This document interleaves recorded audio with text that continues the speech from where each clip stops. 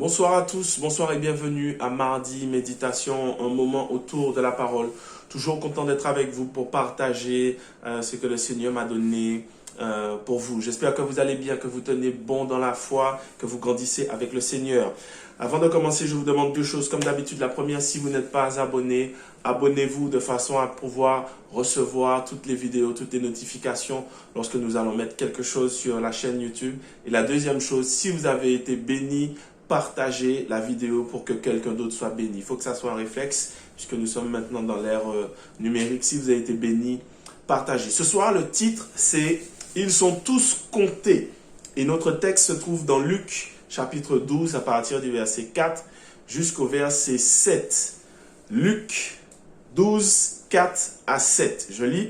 « Je vous dis, à vous qui êtes mes amis, ne craignez pas ceux qui tuent le corps et qui, après cela, ne peuvent rien faire de plus. Je vous montrerai qui vous devez craindre. Craignez celui qui, après avoir tué, a le pouvoir de jeter dans la géhenne. Oui, je vous le dis, c'est lui que vous devez craindre. Ne vend-on pas 5 passereaux pour 2 sous? Cependant, aucun d'eux n'est oublié devant Dieu. Et de même, les cheveux de votre tête sont tous comptés. Ne craignez donc point, vous valez beaucoup plus que des passereaux. » Prions. Seigneur, ce soir, une fois de plus, on a besoin de ta présence, de ton Saint-Esprit. Alors dirige-moi, dirige-nous. Retire ce qui ne te glorifie pas au nom de Jésus-Christ. Amen. Le titre, c'est « Ils sont tous comptés ». Lorsque je suis tombé sur ce texte, et précisément sur la partie qui dit « Ils sont tous comptés », j'ai repensé à lorsque nous étions petits et nous avons, enfin certains, ce petit jeu un petit peu bête, un petit peu stupide, à savoir qui est-ce qui sait compter jusqu'à. Moi, je sais compter jusqu'à 20, moi, je sais compter jusqu'à 100. Moi, je sais compter jusqu'à 1000. Des fois, ils ne savent pas, mais ils disent qu'ils savent. Moi, je sais compter en anglais. Bref. Voilà un texte qui nous montre que Dieu sait compter jusqu'à l'infini, mais l'infini ne l'intéresse pas. Ce qui l'intéresse, c'est le nombre de nos cheveux sur notre tête. En fait, ce texte a un côté rassurant, mais aussi à la fois un côté effrayant. Il connaît le nombre exact de cheveux sur notre tête. Mais s'il a dit ça, c'est parce que il veut nous faire comprendre que s'il s'intéresse à nous, il veut nous faire comprendre que nous avons de la valeur. Il veut nous faire comprendre que si on vend pour rien des petits oiseaux et qu'il prend soin d'eux, alors nous qui avons de la valeur, nous, il connaît chaque cheveu sur notre tête, il prendra soin de nous.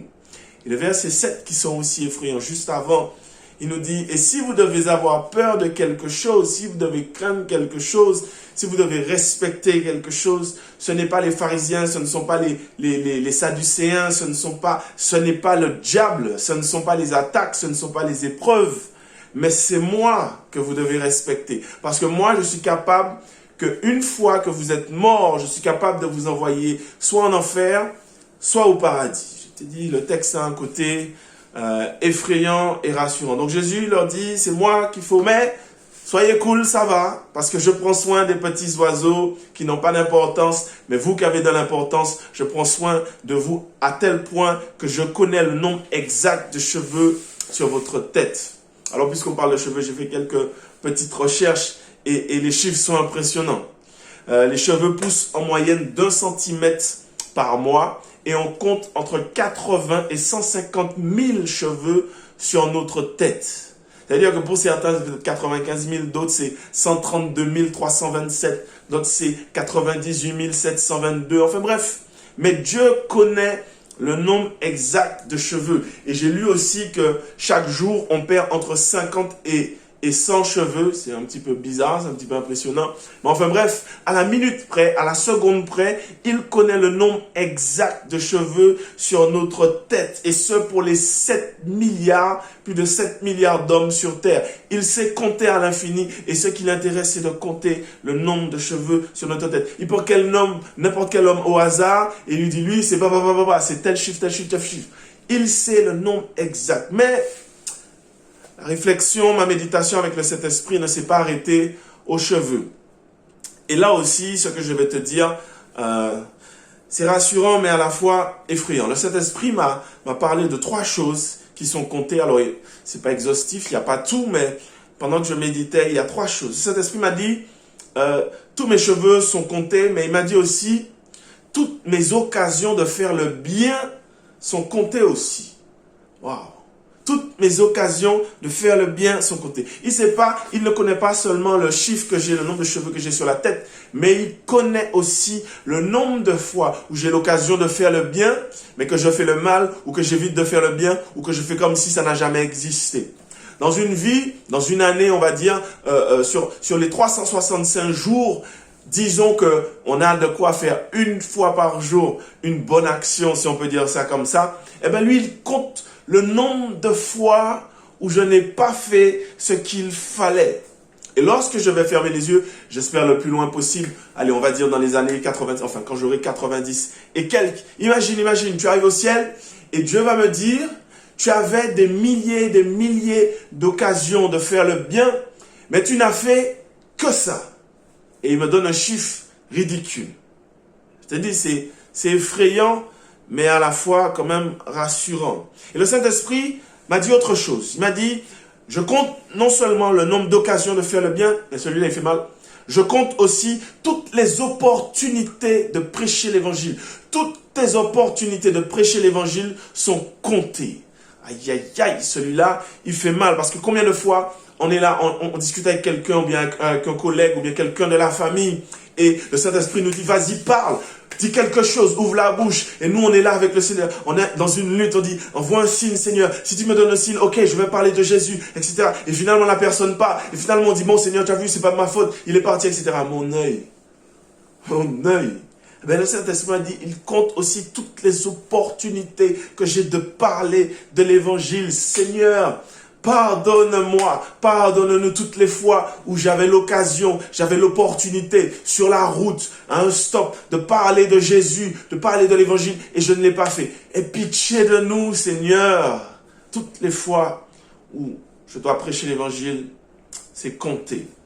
Mais je continue dans ma méditation, dans ma réflexion. Il m'a dit troisièmement, tes dons et tes talents aussi sont comptés. Alors là, ça mérite une petite introspection, une véritable réflexion, parce que certains se disent déjà à la base même, ah moi j'ai pas de don, j'ai pas de talent. C'est faux, on a tous un don spirituel, et on a tous un talent, Dieu nous donne tous quelque chose. Mais ce qui est intéressant et ce qui est triste aussi, c'est que certains s'appuient uniquement sur ce qu'ils pensent avoir. Imagine encore, tu arrives au ciel et Jésus te dit alors, comment ça s'est passé avec les dons que je t'ai donnés? Et toi, tu lui dis, ah oui Seigneur, tu m'as donné 4 dons. Et avec les 4 dons, voilà, j'ai fait ça, etc. Et le Seigneur te regarde et te dit, 4 dons? Mais je t'ai donné 9 dons, tu me parles de 4 dons? Waouh! Seigneur, montre-moi, révèle-moi les dons et les talents que j'ai afin que je puisse les utiliser pour ta gloire. Tu crois peut-être que tu sais faire uniquement, tu sais peut-être prêcher, tu sais peut-être danser, tu sais peut-être parler, tu sais peut-être dessiner, tu sais peut-être cuisiner, tu sais peut-être parler une deuxième langue, tu sais peut-être parler en langue, tu sais peut-être organiser les choses. Détrompe-toi, il n'y a pas que ça que tu sais faire. Il y a plein d'autres choses que tu sais faire, mais que tu ne le sais même pas encore. Il a dit qu'il compte les dons et les talents. Ça aussi, c'est compté. La dernière chose que le Saint-Esprit m'a donné, dans cette petite réflexion, non seulement mes cheveux sont comptés, non seulement mes occasions de faire le bien sont comptées, non seulement mes occasions de prêcher l'évangile sont comptées, non seulement mes dons et mes talents sont comptés, mais le dernier, il est un petit peu plus connu. Quatrièmement, mes jours sont comptés. David a dit, enseigne-nous à bien compter nos jours. Ce n'est pas enseigne-nous à savoir combien d'années on va vivre, mais plutôt ça veut dire, dis-nous comment bien vivre le nombre de jours que tu nous as donnés. Et ça a à voir avec notre sainteté, ça a à voir avec notre obéissance, ça a à voir avec notre vie de prière, ça a à voir avec nos relations, la relation qu'on a avec les autres, ça a à voir avec notre foi. Tous nos jours sont comptés et nous devons accomplir, faire ce que Dieu nous demande de faire dans la période des jours qu'il nous a donné. Alors, ce n'est pas comme si on a une épée de Damoclès, etc. Mais nos jours sont comptés. Et si nous prenons conscience que nos jours sont comptés, on va perdre moins de temps. On va plus perdre du temps dans des choses inutiles. On va perdre de temps avec des choses futiles, avec des plaisirs futiles, avec des relations futiles, avec des discussions futiles, avec des choses bizarres sur la route futiles, avec des cancans futiles, avec des colères futiles, et j'en passe. Je ne suis pas en train de vous dire de tomber dans un évangile rigide, carré, fermé, pas bouger, pharisien. Tu parles à personne, tu fréquentes personne. Non, non, non, non. Je suis tout simplement en train de te dire, nous avons un objectif. Vivre pour Dieu, plaire à Dieu, parler de Dieu et mourir avec Dieu ou encore mourir en Christ. Je ne sais pas quel âge que vous avez, je ne sais pas combien de temps que tu as qui te reste. Mais nos jours sont comptés. C'est pas triste, c'est pas morbide. Mais voilà, l'évangile, des fois, il y a des choses qui rentrent là et c'est pas forcément agréable. Mais c'est la vérité. Et nos jours sont comptés. Non pas dans le sens, bon, j'ai pas beaucoup de temps, il me reste pas beaucoup de temps à vivre, etc. Mais nos jours sont comptés dans le sens où Dieu regarde la qualité de notre vie sur terre. La qualité de notre foi, la qualité de la relation qu'on a avec les gens, la qualité de notre sainteté, la qualité de notre vie de prière. Dieu regarde toutes ces choses. Nos jours sont comptés. Et nous devons le revoir et il va faire un tribunal avec nous pour dire ok. Donc voilà ce que je voulais partager avec vous ce soir. Simplement, soyez vigilants, soyons vigilants, sois vigilant sur les occasions de faire le bien. Sois vigilant sur les occasions de parler de Jésus. Sois vigilant sur tes capacités et tes dons. Tu en as plus que tu ne penses. Sois vigilant à être sauvé. Sois vigilant à la qualité de ta vie ici-bas sur terre, le nombre de jours que Dieu t'a demandé d'accomplir. Dieu compte à l'infini, mais il veut compter des choses te concernant, les bonnes choses de ta vie. Et au ciel, il va te dire, bon et fidèle serviteur, entre dans la joie de ton Père, dans la maison de ton Père. Voilà ce que je voulais partager avec vous. Tous nos jours sont comptés, ils sont tous comptés, et il y a des choses dans nos vies qui sont comptées. Prions. Seigneur Jésus, merci parce que tu es un Dieu qui compte à l'infini. Père, heureusement que tu as envoyé ton Fils. Heureusement que ta grâce coule sur nous. Heureusement, Seigneur, que tu pardonnes. Heureusement, parce qu'en vérité, combien de choses dans nos vies ne te plaisent pas? Combien d'occasions dans nos vies sont ratées, sont manquées, sont gâchées? Parce qu'on ne réalise pas que tu comptes, que tu veilles, que tu regardes, que tu observes, que tu nous as donné des choses et qu'on ne les exploite pas. Pardonne-nous, Seigneur. Pardonne-nous, Seigneur, quand nous avons raté une occasion de faire le bien. Pardonne-nous, Seigneur, quand nous avons gâché une occasion de parler de toi. Pardonne-nous, Seigneur, quand nous ne comprenons pas, nous ne savons pas, nous utilisons peu ou pas, très peu les choses que tu nous as données. Pardonne-nous, Seigneur, quand notre vie ne te plaît pas.